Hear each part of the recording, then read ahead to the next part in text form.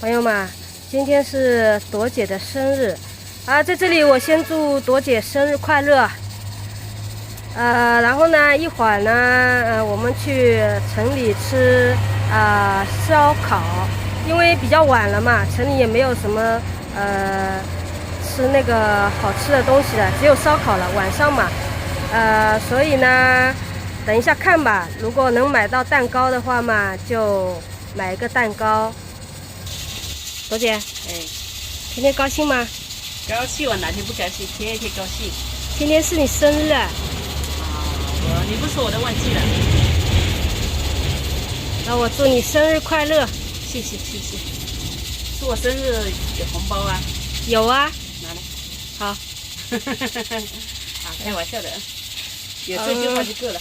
晚上要不要到城里请你吃饭呢？吃夜宵吧。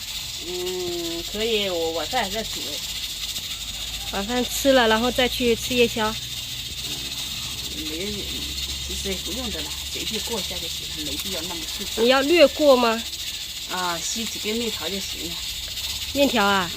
那还要加个鸡蛋呢。行吗？一个鸡蛋2根面条啊。吃烧烤好不好？可以。可以。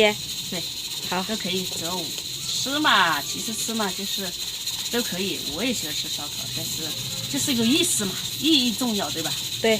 吃没那么重要。其实我们小时候也没过生日的，然后长大了才过生日呢，所以我老是不记得自己的生日是什么时候。给你订个蛋糕。